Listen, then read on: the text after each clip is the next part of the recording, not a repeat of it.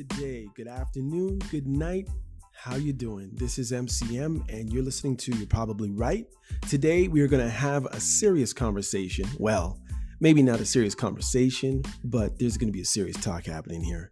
Now, of course, I'm only doing the talking, but just stay tuned.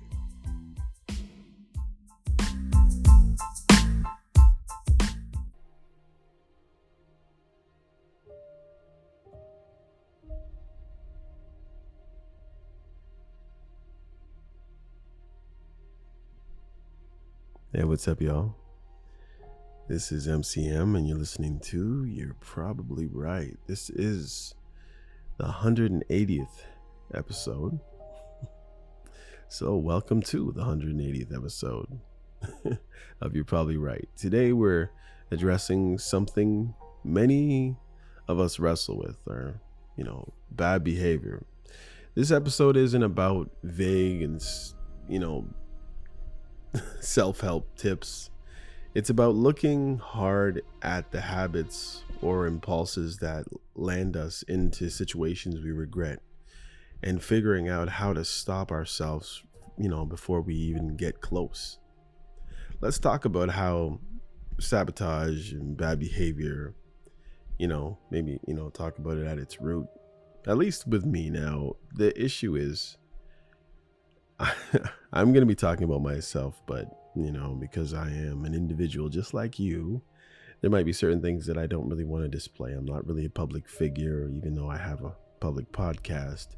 So, the issue for me is more or less just trying to be able to balance what I'm willing to divulge, you know what I mean? So, here we go. All right. Sorry, guys. I don't know. I'm slouching. All right. Remember, this podcast is for entertainment purposes only. I do not profess to be a professor of anything except for a professing Christian, as you know, if you've listened to this podcast before. And if you are here for the first time, welcome to my first time listeners, my sometimes listeners, my regular listeners, and maybe my last time listeners. Welcome. If you have a chance, if you would do me a solid, as they say, if you could go to, I think Apple's probably the best, but I mean, wherever you're listening to this podcast, if you could just go and rate the podcast and, if you're going to give me a 3 out of 5, maybe don't.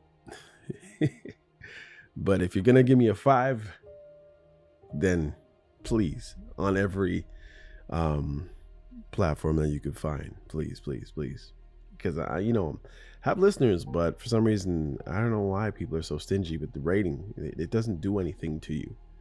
It's kind of like giving a thumbs up to a video. Now, I know maybe it'll show up on your liked videos in that case, but in this case it doesn't do anything to you. It doesn't affect your future shows if you just give me a rating, you know what I mean? All right, so I'm just going to answer some questions, guiding questions. And I'm going to do my best. One thing I can tell you is, it's just me and you.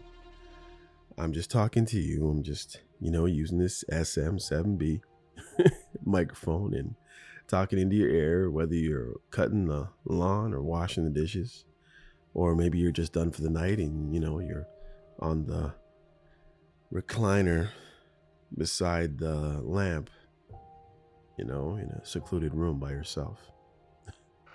Wherever you are, maybe you're driving. It's just me and you, and I'm just talking to you. Nobody else, just me and you. All right. First question. What specific bad behaviors have repeatedly caused problems in your life?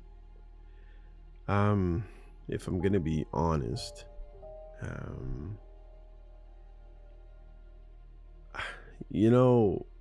it's not really an issue now per se, but I guess as a kid being, bullied when I was, and thank God not physically. And some people say it's worse, the mental stuff, but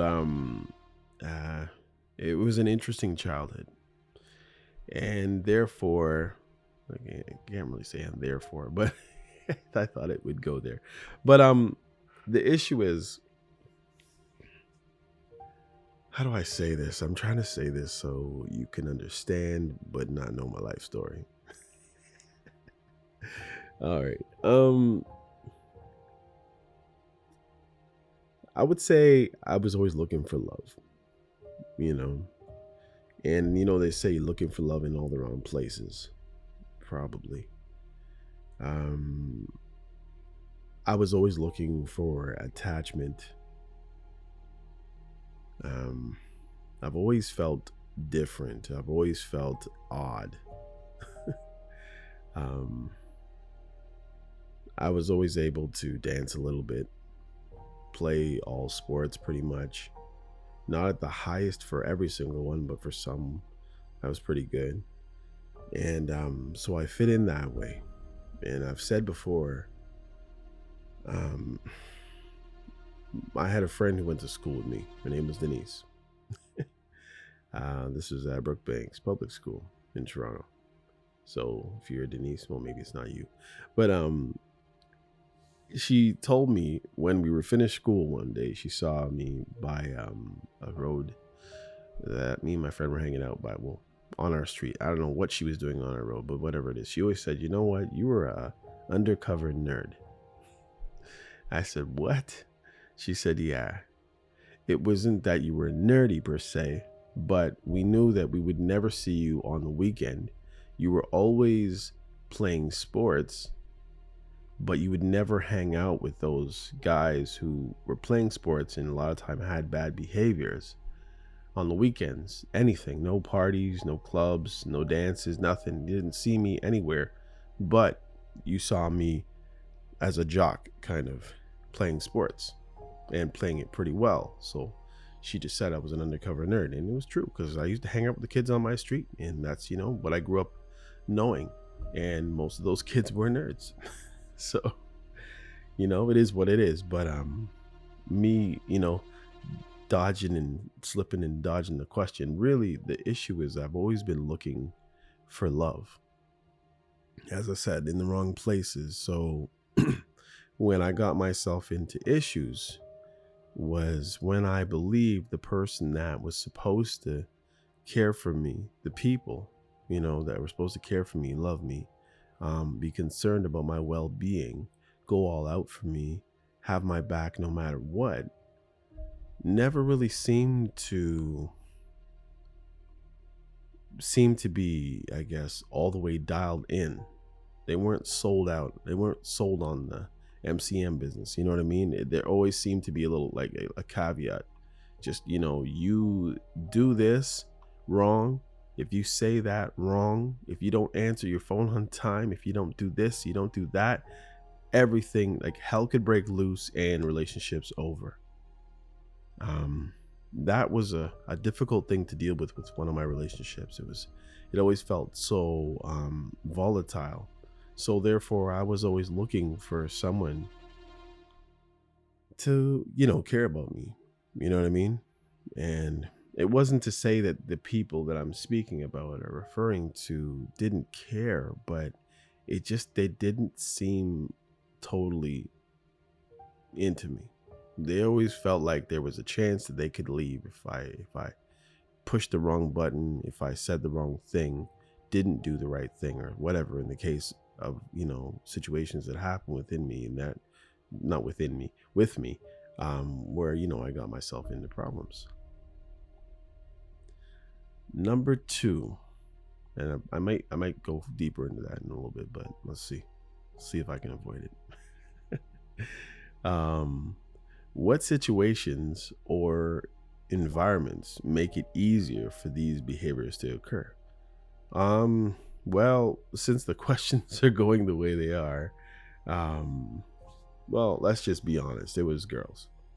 Um, if I could be in a situation where a female would feel like they were giving me love, where they were like sold out, I don't know, I always, I guess, reached out to those who seemingly cared about me and were really into me. You know what I mean? And it wasn't that it was all about me from my standpoint, but I thought the greatest thing that you could give another person would be your time, your care, your interest, your respect, and I'm assuming maybe many people feel that way, but those were it for me. Like, I didn't need you to be um a supermodel. I didn't need you to be amazing at everything. You didn't have to be an amazing singer, amazing dancer, amazing dresser. You didn't have to know everything, but if you were willing to give me the respect, of a man, like the respect that a man is due from a woman, I believe. Um, if you were willing to accept me fully without drawbacks and holdbacks, and you didn't do this, so I'm going to wait for a time, and only person who knows that time is you, and you're going to be standoffish in certain situations, and I don't know because I was dating this person, and therefore I think you're probably going to be the same, and your culture is different, and this is different, the country your family comes from is different, and all kinds of nonsense, and just a whole bunch of reasons why the person felt like they could just hold this back, hold that back, don't do this. And it was hurtful, and needless to say, I got myself into problems because I was always looking for love in the wrong places, you know and it really, really sucked because, personally, I screwed up relationships that I really, really wanted to be in. But, even to this day, like, there's things that I did that damaged. I mean, if you ask me, it was really a two-way street, but from looking out, like from the outside, it would look like, oh yeah, you did this, so then this happened, and the relationship broke down, and therefore was ended, and it was all because of what you did over here. But no, it's deeper than that. I wish I could get into it. If I was a millionaire or a billionaire and I didn't have to count on somebody else for my paycheck, maybe I would go really, really into the depths of it. But I'll just say nobody's perfect. And when people make mistakes, if you do actually love that person, then you should be willing to. Your first inclination should be to forgive that person. But if your first inclination after somebody does you wrong or sins against you, or even infidelity, if your first inclination is to not forgive, no matter what, no matter who, and your reasoning is I just have this level of morality, or my whatever is so higher than you low people, and therefore I can't, no matter who does what. It's just like, man, I'm just gonna tell you, after I've lived a bit and after I've lost a few people in my family, I've learned that forgiveness it's for the person, but it's really for you. And I know it's a cliche now. I know everybody has a 13-second TikTok about answering these mind-boggling questions, but there is no quick fix. There is no 7 words to fix your life and all that baloney. For me, I'm just telling you that if you can learn to forgive, learn to forgive, get along with people, especially those who are supposed to get along with you, like, your spouse, your kids, your parents. Don't hold out on giving forgiveness. It definitely builds up inside of your heart like a cancer. And I'm not even going to say it doesn't cause cancer. It's like it's a sickness that you grasp and hold on to when you refuse to let go. when you know somebody's honestly sorry for what they did. Maybe they were out of control. Maybe they were out for revenge, or maybe they were hurt, or maybe they were just plain old dumb. But you know, and they know that they've asked for your forgiveness. And if you are a Christian, it's your responsibility to forgive. It says we were forgiven. We were forgiven by God through Jesus. He forgave sins, and he made us whole again. He reconciled us to God by his sacrifice. So if he can forgive us, a holy God, a God that's never sinned, a perfect God, our creator who created us, if he can forgive us, then you can forgive the next person. It shouldn't be that difficult.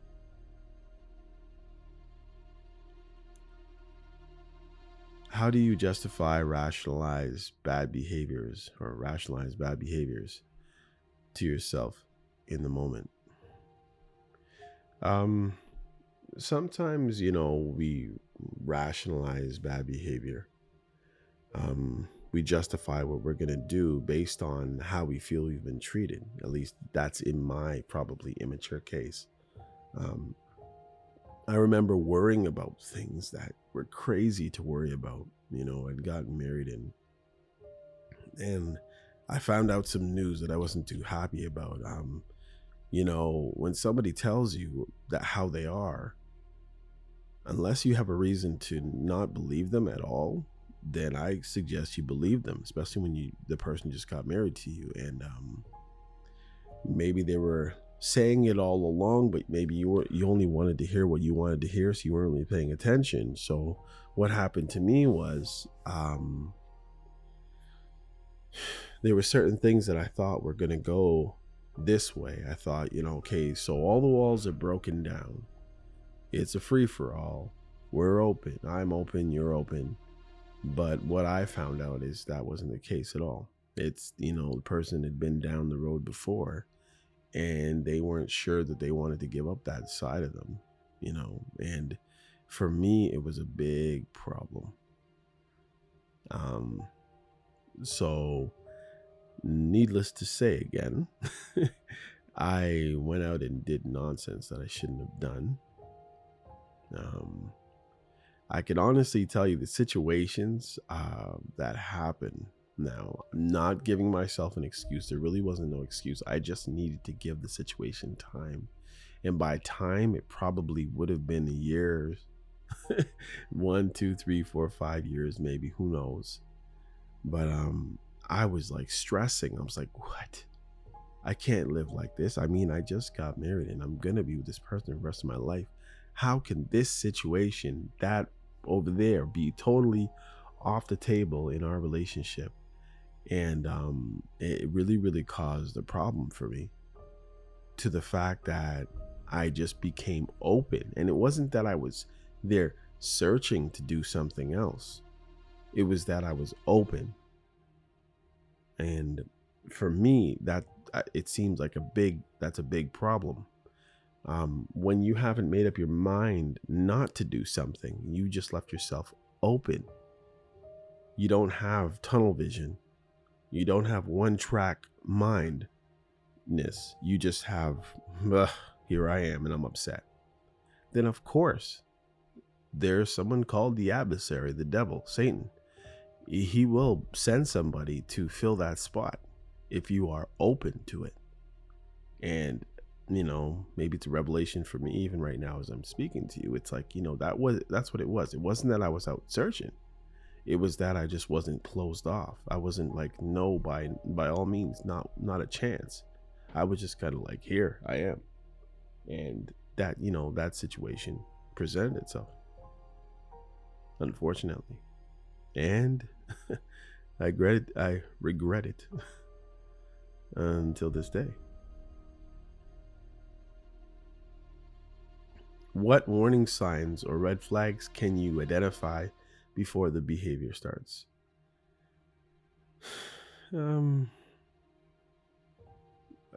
I think just not holding up a standard of morals. That's the warning sign. When you're too loosey goosey, when you're oversharing, when you're too okay to talk to this person and that person about whatever, and not holding yourself accountable with the words that are coming out of your mouth, and the tongue in the Bible says that it is the most unruly member of our body. It's hard, very, very hard to tame the tongue. And, obviously that means what we say. Sometimes stuff just flies out, especially with our feelings. A lot of the time we come out of our feelings and we just say stuff, or we may be feeling upset one day, so we overshare something, or we get into our business for whatever reason, and that stuff can really be toxic in a relationship. And I'm not a big proponent of this male toxicity and all that other stuff, but you can really gnaw away at your good relationship by opening your mouth to the wrong person. And of course, it sucks if you're in a relationship and the person who you're supposed to be able to open yourself up to is closed. So if they're closed over here and you're open over here, it's going to cause a problem. So loosen up and tighten up. What concrete steps can you take to interrupt bad behavior before it begins? What I've realized is, if you are completely honest, and hey, it was like, ooh, revelation. No, really. I mean, now you don't want to overshare, okay?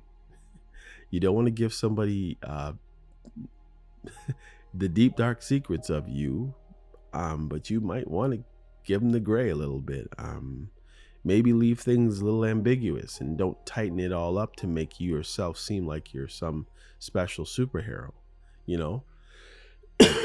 Tell them the stories where you got mud on your face by yourself, and it's not so that they can use it as fuel against you. It's just when people don't share their idiosyncrasies, their glitches, their misbehaviors in the past, their bad behaviors in the past, and they try to make it seem like they're perfect, or I only did this because they did that kind of stuff. No, if you really want to be honest about it, if you want to keep everything straight, then the best thing I could say is to just be honest.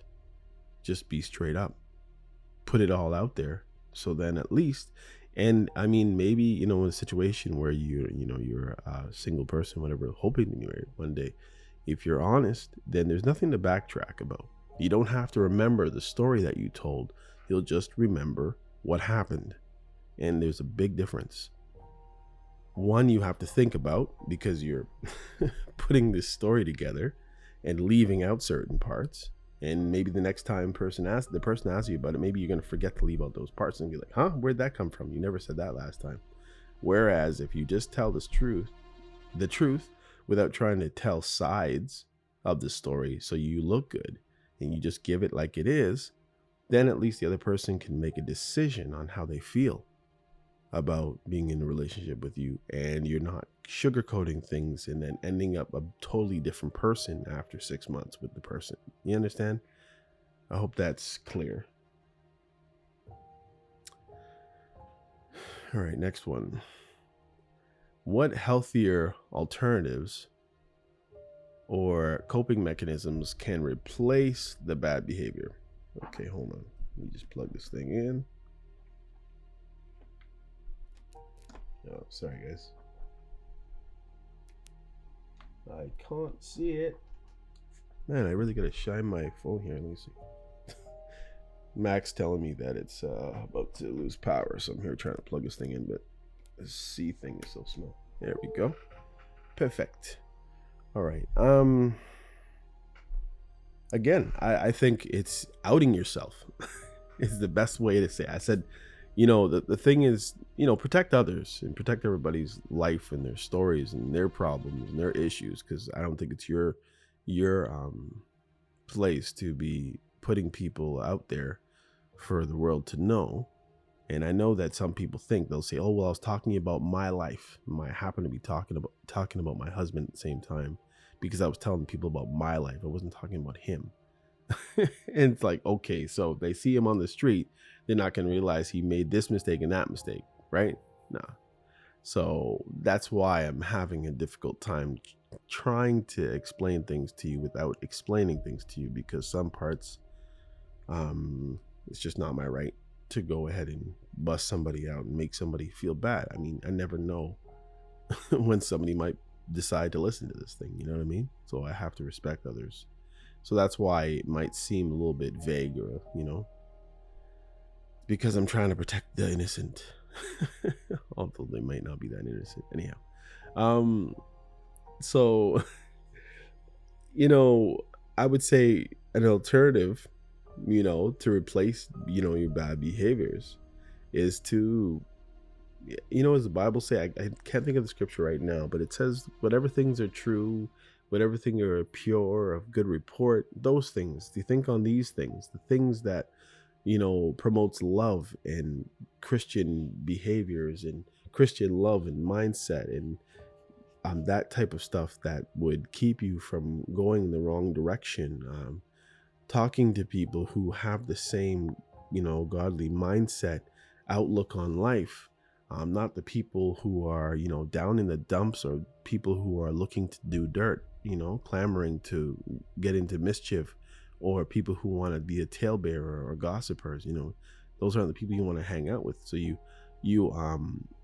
find people who you can be around to basically be accountable to. They can be, and you can be accountable to them. They can be accountable to you, and you can have each other's back. Who in your life can hold you accountable? There you go. Without judgment. I mean your friends. Right? And because this isn't a counseling session, I won't tell you who I have, but yeah, your friends, your pastor, brother in the church, if you have a spouse, your spouse, hopefully, if you've been honest, if you've hidden a bunch of stuff and you're just waiting to be at the wrong Thanksgiving dinner where somebody's gonna bust them out and like start telling the truth, like try to be honest, and where you can patch things up, again, don't go into the deepest, darkest just for the sake of going through it, but you know what stuff, like, probably given a misconception about you because of whatever it is you've said. Just be honest. And if you can clear some things up, clear them up. It'll even clear up your conscience and make you be able to, function properly, or allow you to function properly without having to remember stories that you told or worry about slipping when you've put it out there. In other words, if you say, "Hey man, I was a cheater and I used to cheat on my wife, and I was a really bad guy. I've learned to be different now." At least then this other person, they're going to say, "Okay, this guy cheated. I don't even want anything to do with them." Instead of rather just saying, we had some problems and we broke up. Give it as it is. You never know. Your ex might show up at your relationship at some point and bust you out. Honesty is really the best policy. Anyhow, y'all, this is a slow, short one. But, think about, your long-term goals. And if you really want your relationship to last, be honest with your spouse. Be honest with the person that you've decided to court. Be honest in your relationship. Be honest about your past relationships. It just makes everything better and smoother. Don't look to hang around, like if you're a guy and you deal with infidelity issues or whatever it is, don't hang around females. Don't get on their Facebooks, don't get on their social medias, don't give them your phone number, and try to foster good friendships with good godly men. If you're a guy, of course, if you're a female, do the same thing with females. Foster good wholesome relationships, people who you're able to, again, tell the truth to, people who can help guide you in the right direction. We have the Bible, but sometimes we need our friends, our family members to remind us of what scriptures say, because nobody's going to remember it at all times, every time. So you need people to hold you accountable.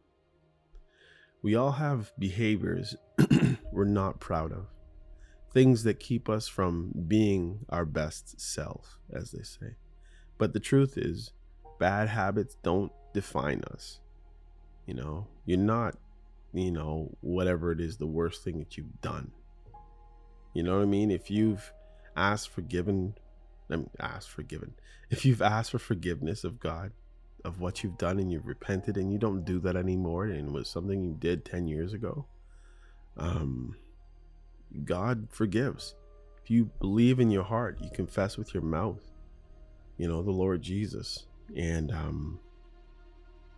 knowing that he died a substitutionary death, knowing that he lived a perfect life, knowing that he lived again when he rose on the third day after being crucified, which he gave up himself to be crucified. They didn't take it from him. He's God. He was the Word of God. He was the incarnate Word of God. In the beginning was the Word, and the Word was with God, and the Word was God. That's what John says in the Bible. How we choose to handle things, you know what I mean? It's really the main thing. And if you want to sabotage your bad behaviors, the best thing I can say that will help you to do that is to be honest with yourself, honest with others that you might have dealings with. If you have a problem, don't sugarcoat it for people. Don't hide it from people. Now, I understand if you have to protect others, I get that part of it, but live in truth. Speak truth, not your truth. I know people like to say that, live your truth. No, truth is truth. It has nothing to do with you. It's kind of like Jesus. He says, I am the truth. He is the truth. So speak the truth, live the truth. And if it doesn't suit you, just be careful, because you might be getting into deep waters. Just let's keep moving forward and do the best we can, right? It's all you can do. But if you hamper your own progress by lying or fudging the truth, fudging the numbers, it's only going to bite you later. All right. Anyhow, till next time, I am MCM, and this is You're Probably Right. Check out some of my other episodes, y'all. It might be a little more, they will be, in most cases, a lot more smooth flowing. But again, the nature of the topics that I can't really get into, would be kind of embarrassing for other people. So I'd rather just not embarrass anybody and have a heart. Anyhow, till next time, see you. Blessings, love, take care. Let your light shine for men, so they can see your good works and glorify your Father who is in heaven. Take care. Bye. Oh yeah, before I go, remember, if you have any questions you want to ask, or maybe you have a topic that you want me to talk about, you can email me at yprpodcast@gmail.com. Take care. Hey, come check out You're Probably Right podcast. Society is getting more unpredictable every day, but at the same time, predictable in its unpredictability. Say that 4 times real fast. Come with me as I attempt to find clarity in all the fog while staying way outside the box and kicking the box way down the road with my size 12 ducks. I use the Bible, experience, education, fortune, misfortune, life's lessons, life's mistakes to sort through all the mess. I talk about news, God, God, self-help, sports, sickness, health, music, parenting, love, humbleness, hurt, pain, joy, and all the things that might make you say, I never thought of it that way. Hopefully, anyway. Also, I take a stab at answering tough and not so tough questions, and all the while understand that, listen, sometimes you end up in the hot seat and there's no thermostat. Well, that's how it is here. And because there's no topic, very few topics off the table, Torontonians will understand that Doug Ford reference there. Hopefully the podcast will be helpful and uplifting. And hey, maybe you'll find your own private Idaho here somewhere. Hope to see you soon.